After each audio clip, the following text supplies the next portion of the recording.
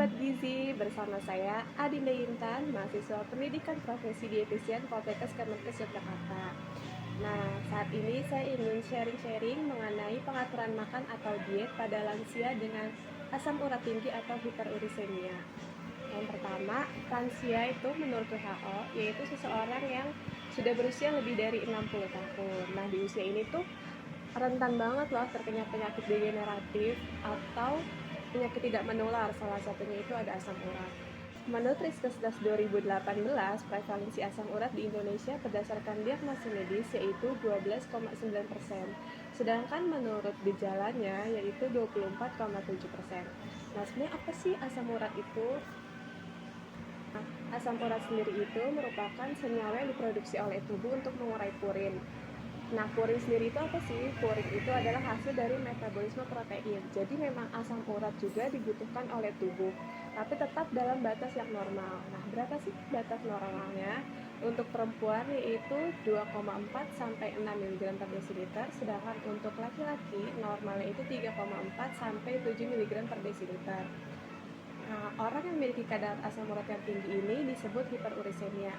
Hiperurisemia ini bisa tanpa gejala, biasanya pada kondisi awal, atau juga bisa disertai gejala seperti seringnya itu nyeri sendi atau tangan kesemutan, kaki kesemutan. Itu merupakan gejala dari kadar asam urat yang tinggi. Penyebab dari kadar asam urat yang tinggi ini beragam. Bisa karena faktor genetik, lalu berat badan yang berlebih, seringnya mengonsumsi makanan tinggi purin, mengonsumsi alkohol, lalu mengonsumsi makanan dan minuman tinggi fruktosa, lalu ketika seorang mengalami gangguan fungsi ginjal sehingga pengeluaran asam urat melalui urin terganggu, dan kurangnya konsumsi air putih.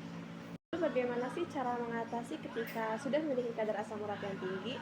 Memang selain dari sisi farmakologis atau obat-obatan yang merupakan ranah kedokteran, perlu juga nih untuk mengubah gaya hidup, terutama dari pengaturan makannya. Makannya tuh harus seperti apa sih? Makannya itu kuncinya mengonsumsi makanan atau diet rendah purin.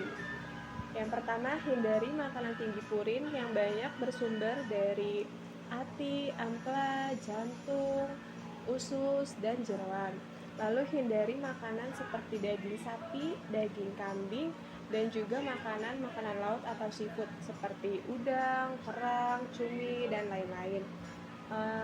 Batasi di sini tuh bukan berarti sama sekali tidak mengonsumsi, tapi boleh tetap mengonsumsi atau yang penting jumlahnya itu terbatas. Lalu juga kurangi makanan tinggi fruktosa seperti sirup, soda, alkohol, atau makanan dan minuman berpemanis tinggi. Lalu juga dianjurkan untuk mengonsumsi susu rendah lemak dan juga protein dari ayam tanpa kulit atau juga telur dan juga ikan-ikanan segar atau ikan air tawar. Nah, dianjurkan juga untuk mengonsumsi sayur minimal 5 porsi sehari, satu porsinya itu 1 mangkuk, dan juga minum air putih 2 liter per hari. Nah, selain dari pengaturan makan, penting juga nih untuk melakukan aktivitas fisik atau berolahraga 3-5 kali dalam seminggu dengan durasi waktu 30-60 menit setiap melakukan olahraga. Olahraga itu bisa yang simpel-simpel aja untuk lansia, bisa jalan kaki, bersepeda, senam, dan lain-lain. Nah, dari manfaat dari aktivitas fisik ini itu untuk menjaga berat badan tetap ideal dengan kondisi badan yang bugar dan juga memperlancar metabolisme tubuh. Nah, selanjutnya banyak nih beredar pertanyaan di masyarakat. Sebenarnya konsumsi emping tuh bener gak sih ningkatin kadar asam urat? Jawabannya benar. Memang emping melinjo itu memiliki kandungan purin yang relatif tinggi.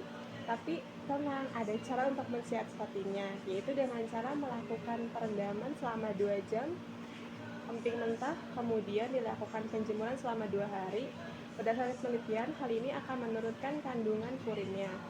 Lalu juga ada pertanyaan yang sering beredar, sebenarnya benar gak sih konsumsi protein nabati, terutama dari kacang-kacangan atau tahu tempe itu meningkatkan kadar asam urat?